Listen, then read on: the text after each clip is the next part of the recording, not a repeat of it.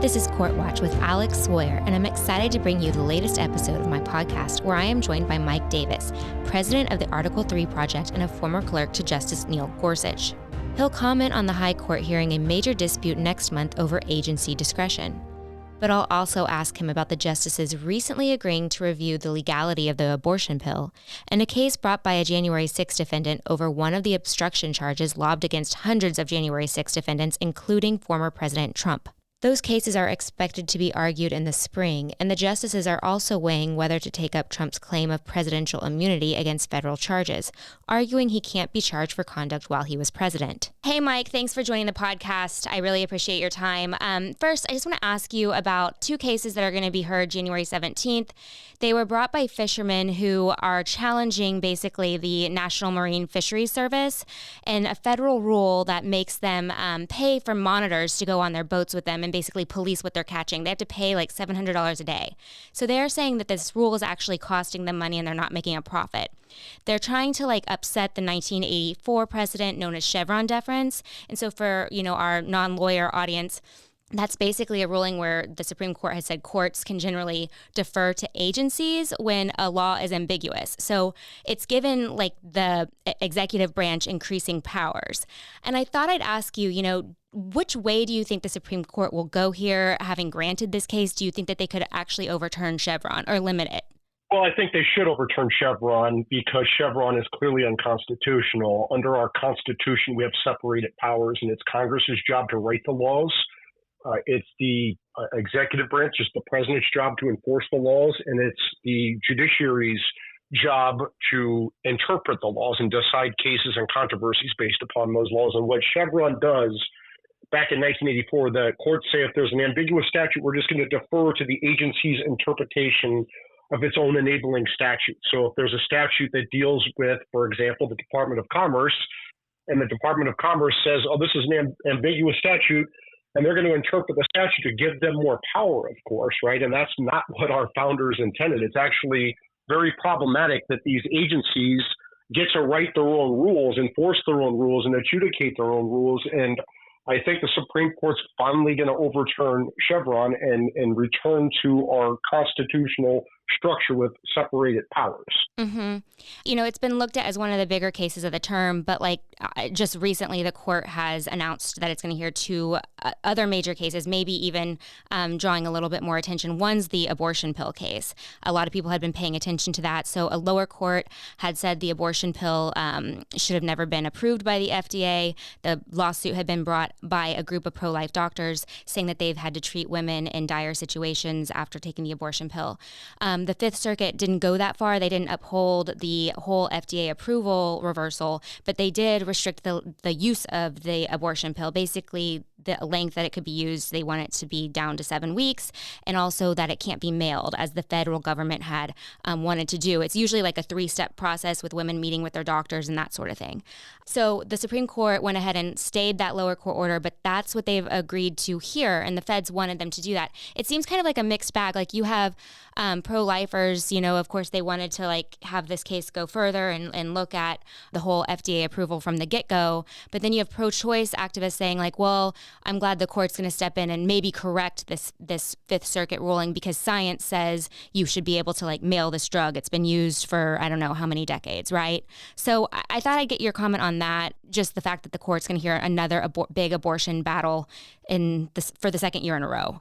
This case should not be controversial, but because it's dealing with abortion, of course, it's a lot more political and controversial than it would be if this were a prescription drug for anything else besides abortion and maybe gender-affirming care for kids.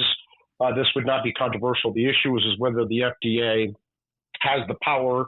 If Congress gave the FDA the power to do something, and if they did, is that constitutional, right? And I think what the court may do here, unfortunately, is the court overturned Roe versus Wade and Dobbs. There's no federal constitutional right to an abortion, and this should be an easy case. Does the FDA have this power or not? But unfortunately, this is a very politically charged case, and sometimes these justices who have lifetime tenure and pay protection, and they're not supposed to care about the politics oftentimes they cave to the politics on these types of cases. Yeah, and on politics, we'll switch to this next grant.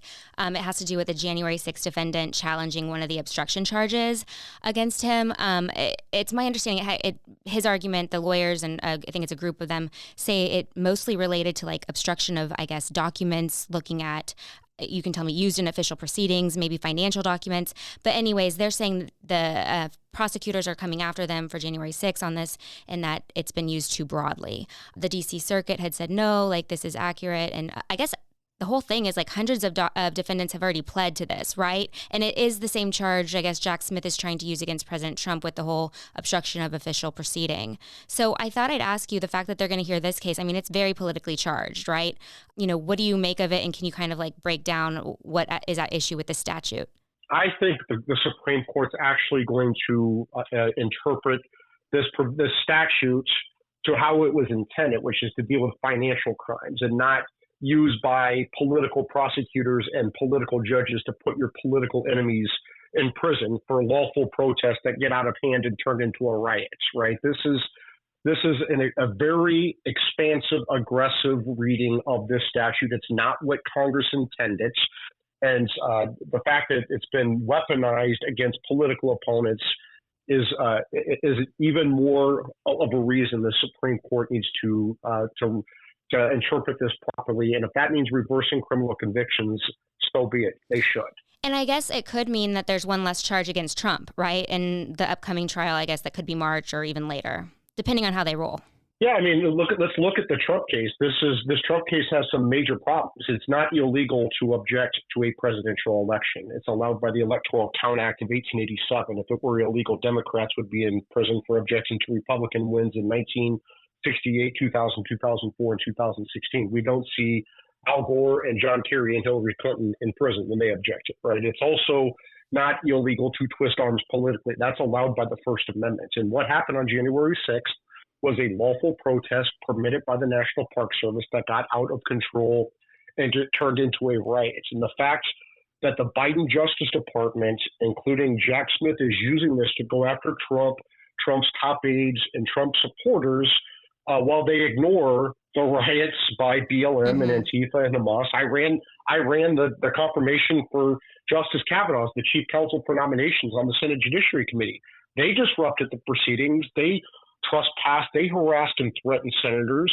They weren't charged. So, you know, what happened on January 6th was bad, of course, but you should charge people for trespassing. You should charge people if they were violent. But to come up with bogus legal theories to try to take out Trump and take out his supporters and his top aides just shows that the Justice Department under Biden, under Garland, under Jack Smith has been politicized and weaponized.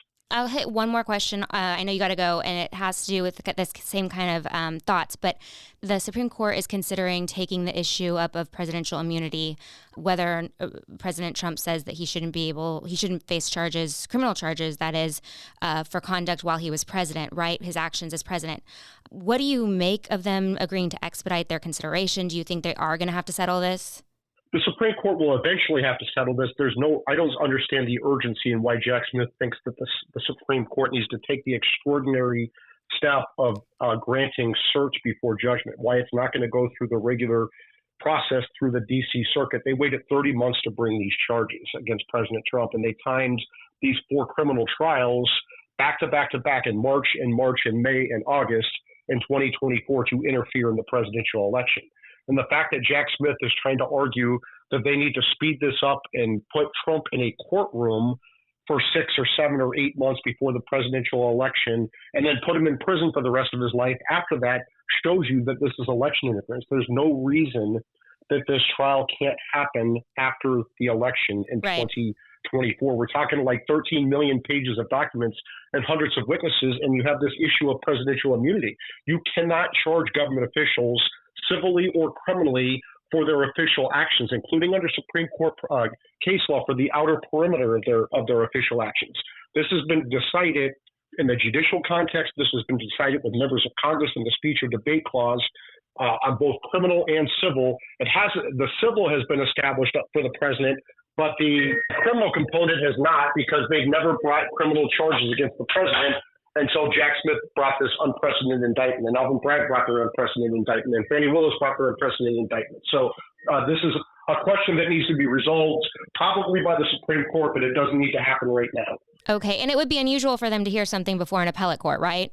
It would be extremely unusual, and because this is a novel case, the issue of whether the president enjoys immunity from criminal prosecution, it hasn't been decided. That is a case you want to get right, because this doesn't just implicate Trump. This implicates every president of the United States. Let me give you an example. Do these same people who are advocating for prosecuting Trump for January 6th, for ordering his vice president not to certify the election, are they gonna say that we can now prosecute President Obama for ordering a drone strike and killing a 16-year-old American citizen, extrajudicial murder? Can we charge President Obama with murder now under this theory that the presidents don't enjoy immunity from prosecution? Right. It's an interesting question, and I'm sure I'll have you on to explore more when we hear from the justices what they've decided to do with this one. Thanks so much, Mike, for joining us. I know you got to go. Appreciate your time. Thank you so much. Thanks for tuning in to the latest episode of Court Watch. If you have not subscribed yet to this podcast, please do so, and also feel free to email me interesting questions or topics you want explored about the legal reporting world. I'll do my best to answer them during each episode. Thanks for listening, and I look forward to hearing from you all soon. Listen to my podcast, Court Watch, at WashingtonTimes.com or wherever you get your favorite podcasts.